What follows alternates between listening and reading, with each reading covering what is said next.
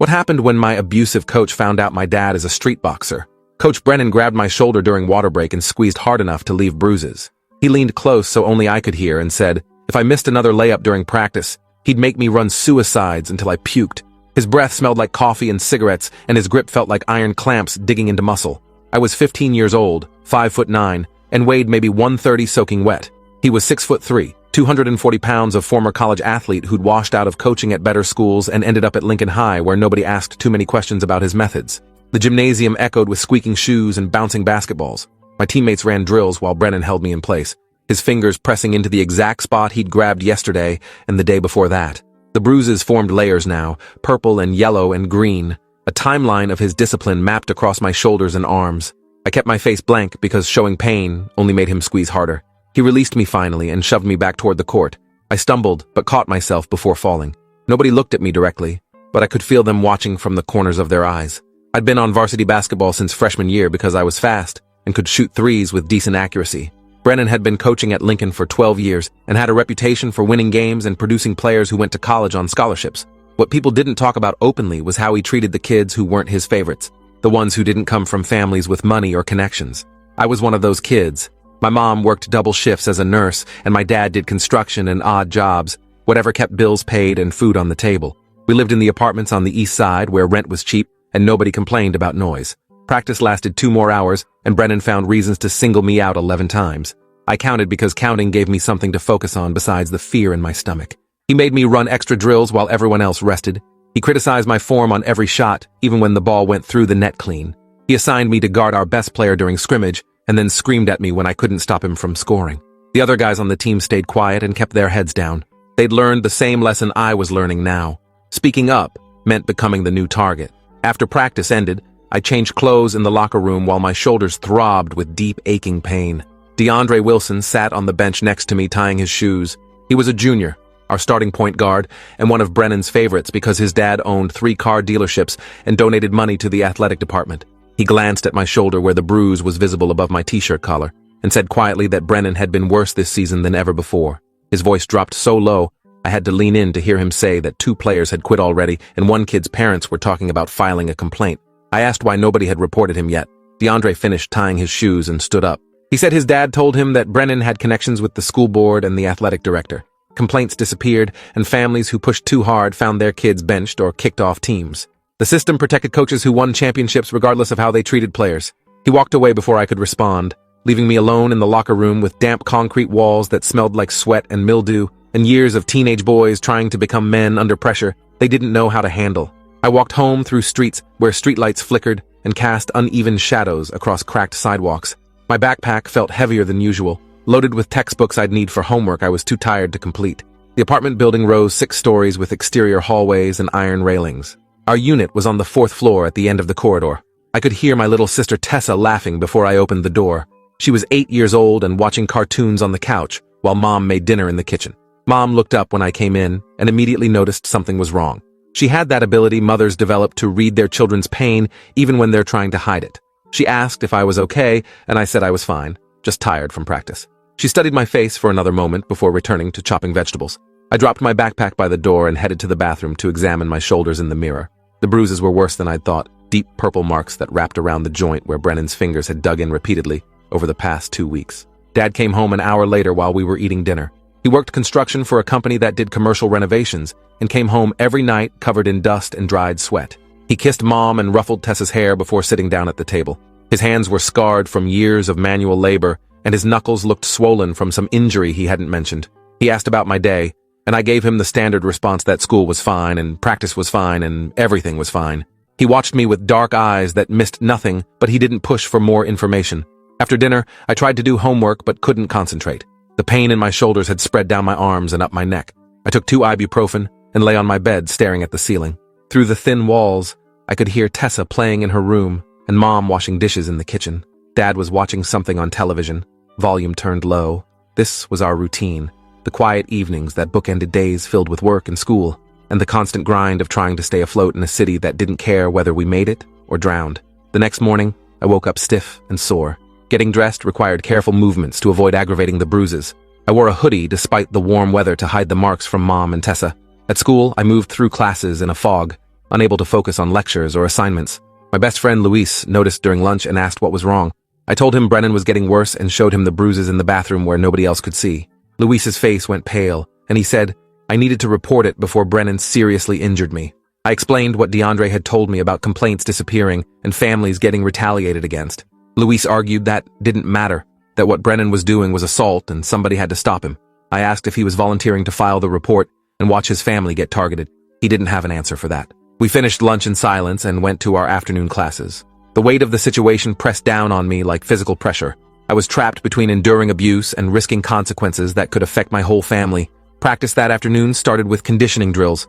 Brennan made us run full court sprints for 30 minutes straight. Every time someone slowed down, he added 5 more sprints to the total count. My legs burned, and my lungs felt like they were filled with broken glass, but I kept running. Stopping would only make things worse. After conditioning came defensive drills where Brennan paired us up and had us play one-on-one at full intensity. He paired me against Jamal Thompson, our center who had 4 inches and 60 pounds on me. Jamal was a good guy who didn't want to hurt anybody, but Brennan stood on the sideline screaming at him to be more aggressive and physical. Jamal shoved me hard on a drive to the basket and I went down on the hardwood floor. The impact knocked the wind out of me and pain exploded through my already injured shoulder. Brennan blew his whistle and told me to get up and stop being soft.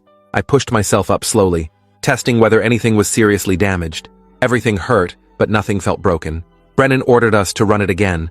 The drill continued for another 20 minutes. Jamal knocked me down 3 more times because Brennan kept demanding more physicality.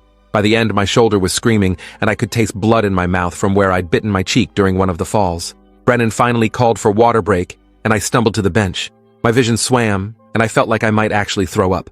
DeAndre handed me a water bottle without saying anything. The sympathy in his eyes made me feel worse somehow, like I was an animal caught in a trap that everyone could see, but nobody would help free. Brennan approached me at the bench and told me my defensive stance was pathetic, and my effort level was embarrassing the whole team. He said if I couldn't handle physical basketball, maybe I should quit and make room for someone who actually wanted to play. His voice carried across the gym loud enough for everyone to hear. The humiliation burned hotter than the physical pain. I kept my eyes on the floor and didn't respond. Responding only escalated things. I'd learned that lesson the hard way during my first week on the team. After practice, I limped to the locker room and changed clothes mechanically. Every movement sent fresh waves of pain through my body. I caught my reflection in the mirror above the sinks and barely recognized myself. The kid staring back looked beaten down and exhausted in ways that went beyond physical fatigue. Brennan was breaking something inside me piece by piece, and I didn't know how to stop it. I grabbed my backpack and left through the side exit to avoid seeing anyone else from the team. The walk home took longer than usual because my left knee had started swelling during the last drill. I favored it without thinking and developed a slight limp. People on the street glanced at me and looked away quickly, not wanting to get involved in whatever trouble they assumed I'd found. At the apartment building, I climbed the stairs slowly, using the railing for support. Inside our unit, Mom was helping Tessa with homework at the kitchen table. She looked up, and her expression shifted immediately from focused to alarmed. She asked what happened to me. I tried to brush it off as a rough practice, but she wasn't buying it. She stood up and walked over, examining me with the practiced eye of someone who'd spent 20 years in emergency rooms treating injuries. She pulled up my sleeve before I could stop her and saw the layered bruises on my shoulder. Her face went very still and very calm in the way that meant she was actually furious, but controlling it for my sake. She asked in a quiet voice if my coach did this to me. I didn't answer right away. Part of me wanted to lie and protect everyone from the complications that would follow if the truth came out, but another part was so tired of carrying this alone. I nodded once and watched my mother's expression transform into something I'd never seen before. She told Tessa to go to her room and do her reading. Tessa protested, but Mom's tone left no room for argument. Once Tessa was gone, Mom turned back to me and asked how long this had been happening. I told her the truth. 2 weeks of escalating physical abuse disguised as coaching. The bruises, the excessive drills, the public humiliation, the culture of fear that kept everyone silent. Mom listened without interrupting, her jaw getting tighter with every detail. When I finished, she said we were calling the police and filing a report immediately. I panicked and explained what DeAndre had said about complaints disappearing and families facing retaliation. Mom's expression didn't change. She said she didn't care about retaliation, that what Brennan was doing was criminal assault and she wouldn't let it continue. We were still arguing when Dad came home. He walked into the kitchen and immediately sensed the tension. Mom explained the situation in clipped, angry sentences, while I stood there feeling like I was 6 years old again and had disappointed them both somehow. Dad's face went through several emotions in quick succession. Shock, anger, and finally a cold, calculating look that made me nervous. He asked to see the bruises. I showed him everything. His hands were gentle as he examined my shoulders, but I could feel the rage radiating off him in waves. Dad asked me Coach Brennan's full name and whether he drove a red pickup truck with a custom grill. I confirmed both details and asked how he knew. Dad said he'd seen Brennan around the neighborhood a few times, had noticed the Lincoln High coaching jacket and the swagger that came with minor local fame. He asked if Brennan worked out at the public gym on Foster Avenue. Again, I confirmed. Dad nodded slowly and told Mom he'd handle this situation his way. Mom started to object, but Dad cut her off with a look. He said some things couldn't be fixed by calling police or filing official complaints. Some things required a different kind of justice. I asked what he meant. Dad sat down at the table and was quiet for a long moment. Then he told me something I'd never known about his past. Before I was born, before he'd gotten his construction job and settled into normal working life, Dad had fought in underground boxing matches for money. Not the legal amateur bouts in gyms with referees and rules, but the street fights held in warehouses and parking lots where men beat each other bloody for cash and reputation. He'd been good at it, good enough to make a living for several years before my mom convinced him to quit, after he took too much damage in a fight that should have been stopped earlier. He said he'd walked away from that world when they found out Mom was pregnant with me. He'd promised her he was done with violence and fighting for money. He'd kept that promise for 16 years. But hearing about a grown man putting his hands on his son in ways that left bruises and fear changed the calculation. Some promises had exceptions built into them for situations exactly like this. He stood up from the table and told Mom he'd be back in a few hours. She grabbed his arm and asked him not to do anything that would land him in jail. Dad kissed her forehead and said he'd be careful. But Brennan needed to understand there were consequences for touching his kid.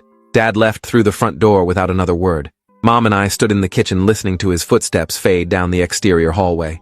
Mom looked at me and said, "Dad better not get arrested because she couldn't handle his bail and rent in the same month." I almost laughed at the practical concern cutting through the tension, but my shoulder hurt too much. Mom made me sit down and brought out her nursing supplies. She cleaned the worst abrasions and applied ice packs to reduce the swelling. Her touch was clinical and efficient, but I could see her blinking back tears. The next 2 hours passed in strange, suspended time. Mom made dinner mechanically while Tessa asked questions about why everyone seemed upset. Mom gave vague, reassuring answers that satisfied an 8-year-old, but wouldn't have fooled anyone older. I sat on the couch pretending to do homework while actually replaying Dad's words in my head. Underground boxing, fighting for money, a whole life I'd known nothing about. It recontextualized things I'd noticed over the years. The way Dad moved with precise control, the scars on his knuckles, the time he'd stepped between Mom and an aggressive drunk on the street and made the guy back down without throwing a punch. Dad came home just after 8 o'clock. His knuckles were split and bleeding and his shirt had blood spatter across the front. Mom rushed to him and checked for injuries, but he waved her off, saying the blood wasn't his. He went to the bathroom and washed his hands thoroughly, using soap and hot water until the skin turned pink.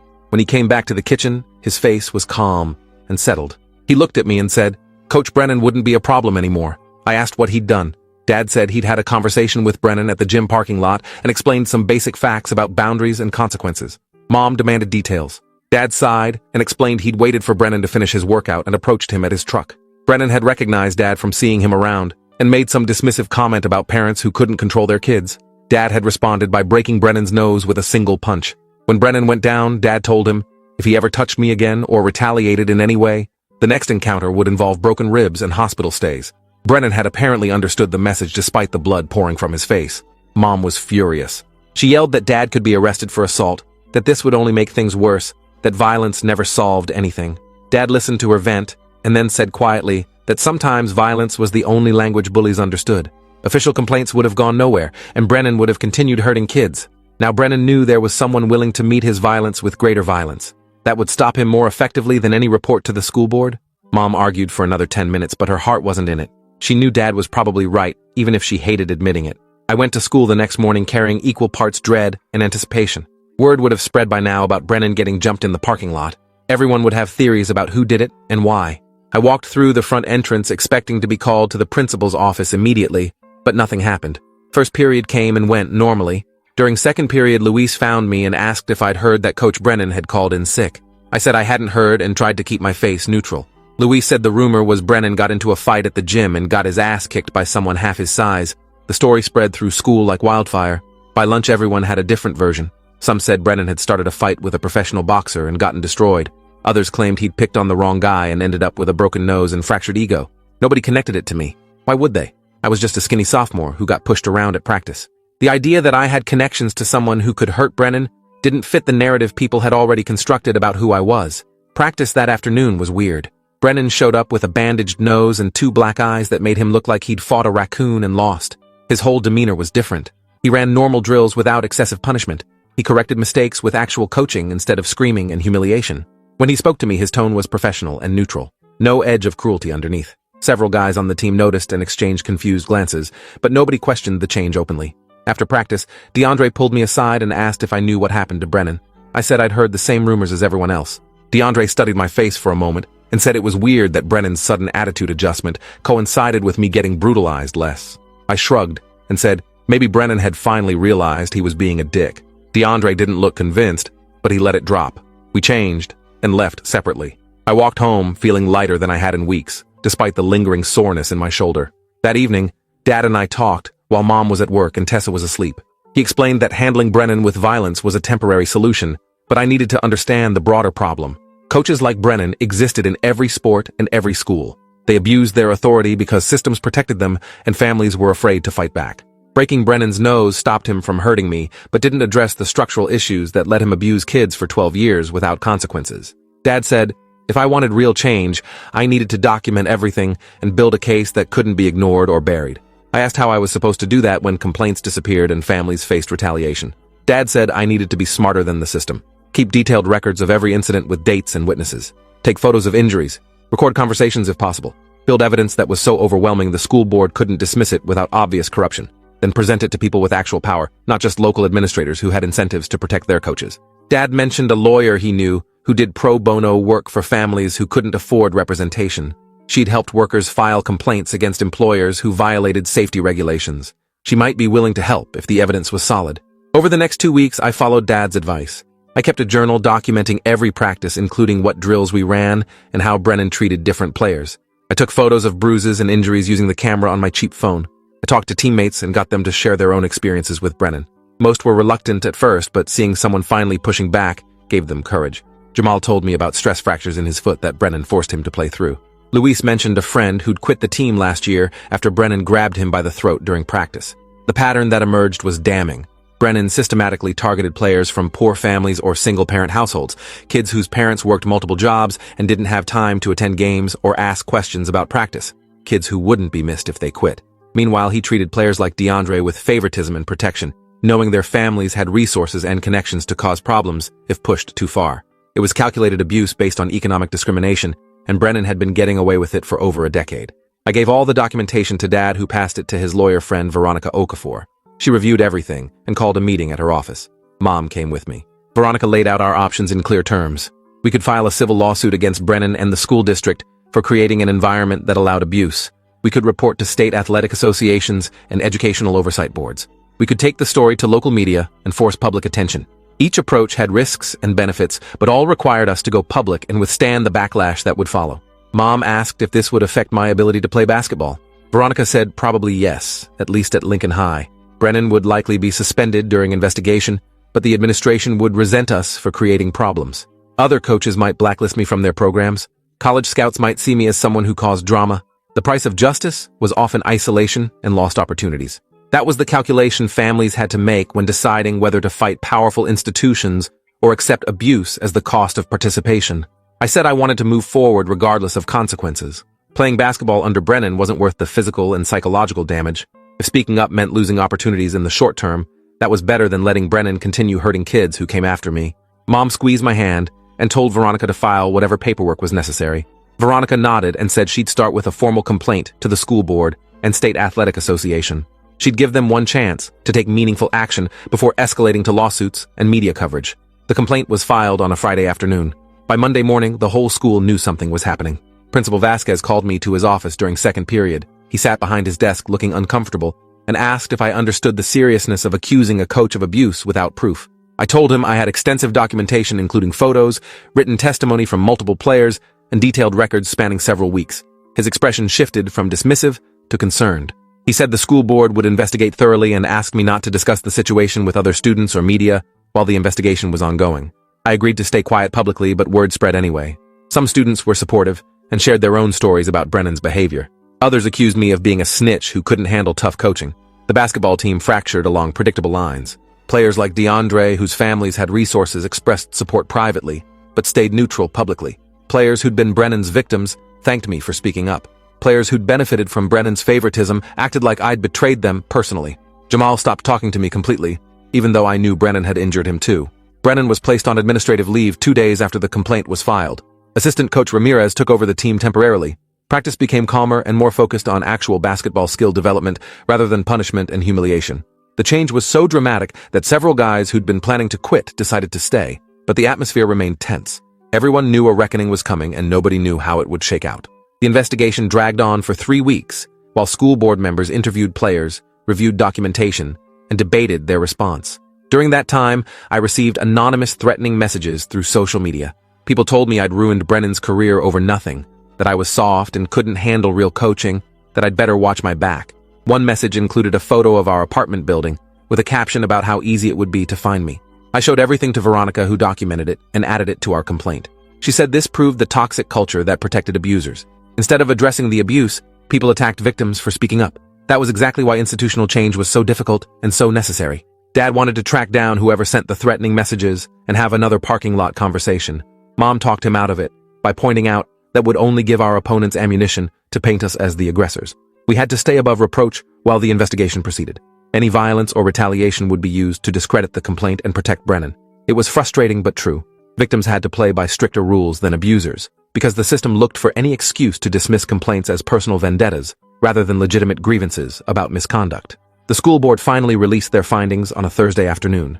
They determined that Coach Brennan had engaged in inappropriate physical contact and created a hostile environment for certain players. He was officially terminated and banned from coaching at any school in the district. The board also implemented new policies requiring coaches to complete training on appropriate discipline methods and establishing a confidential reporting system for athletes experiencing abuse. It was a partial victory. Brennan was gone, but the new policies felt like cosmetic changes rather than structural reform. Veronica said we could push for more by filing civil lawsuits against both Brennan personally and the school district for negligence. The financial cost of litigation would force institutions to take abuse prevention more seriously. But she also warned that lawsuits were expensive, time-consuming, and emotionally draining. We had to decide if pursuing maximum accountability was worth the additional stress on our family. Mom and Dad discussed it for several days. Eventually, they decided to accept the school board's resolution and move forward rather than spending years in court fighting for money we didn't really need. I returned to basketball practice under Coach Ramirez, feeling strange and untethered. The thing I'd been fighting against was gone, but the damage remained. My relationship with teammates was fractured. My body still carried injuries that would take months to fully heal. My trust in authority figures was shattered. Winning felt hollow because I'd lost so much in the process. Ramirez tried to rebuild team unity, but some divides were too deep. By the end of the season, several players had transferred to other schools or quit basketball entirely. The program that Brennan had built through fear and intimidation collapsed once the foundation of abuse was removed. College scouts who'd been interested in players from Lincoln stopped coming to games. Our record suffered without Brennan's brutal conditioning regime, even though practices were healthier. The message was clear. Winning through abuse was rewarded while losing with dignity was punished. That was the incentive structure that created coaches like Brennan in the first place.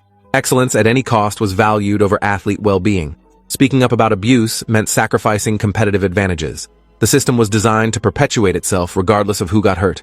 I finished sophomore year with mixed feelings about everything that happened. On one hand, I'd stopped an abuser and potentially protected future players from similar treatment. On the other hand, I'd learned that justice was complicated, incomplete, and often unsatisfying. Brennan was fired, but would likely get hired somewhere else that didn't check references carefully. The school board implemented policies, but enforcement would be inconsistent. Players who'd supported me faced social consequences, while players who'd stayed silent moved on without repercussions. There was no clean resolution where good triumphed completely over evil. During summer break, Dad took me to the gym where he used to train for street fights. It was a dingy basement space with heavy bags and a worn canvas ring.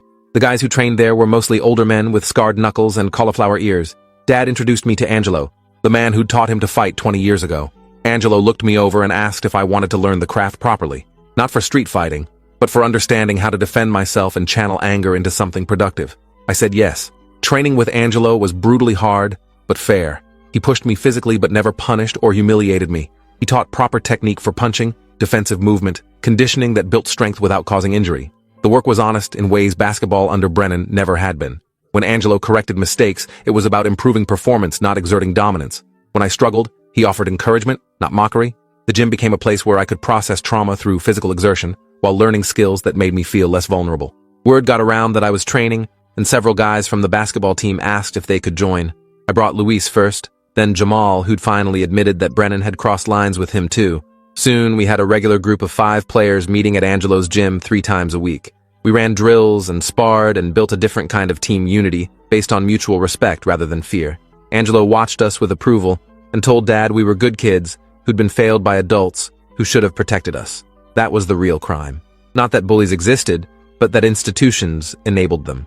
Junior year started with cautious optimism. Coach Ramirez had spent the summer recruiting players who'd left and rebuilding the program's culture. The new team was smaller but healthier. Practices focused on skill development and strategy rather than punishment.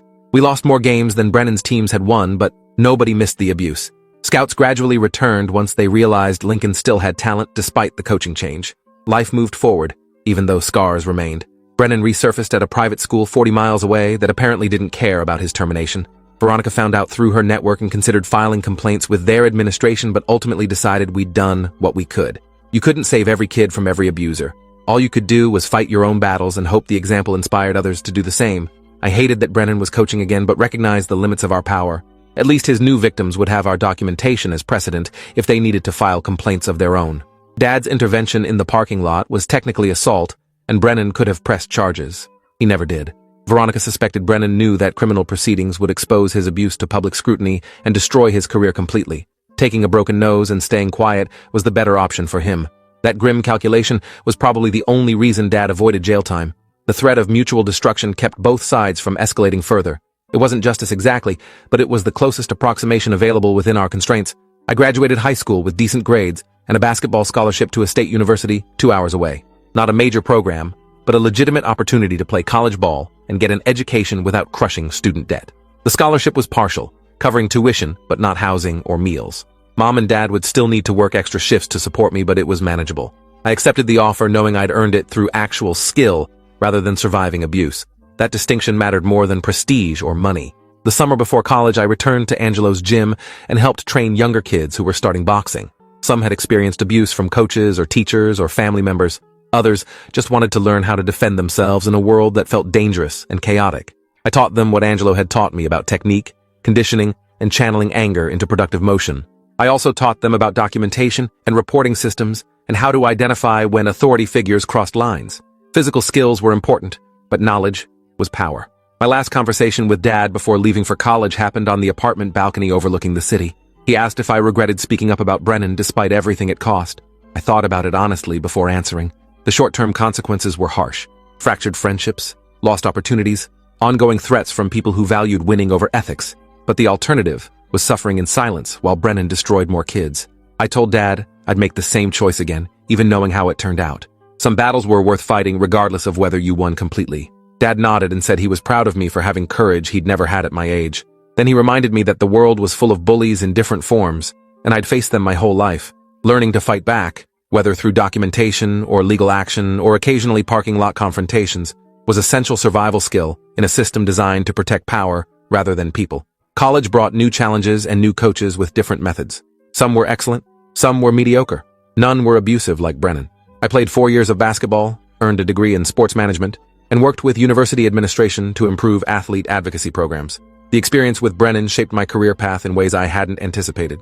Fighting institutional abuse became not just personal survival, but professional calling. Last I heard, Brennan got fired from the private school after another family filed complaints similar to ours. He's working at a sporting goods store now, no longer coaching. That's not perfect justice, but it's something. Sometimes small victories are all you get. Thanks for watching till the end. Make sure to subscribe and like to not miss the next story.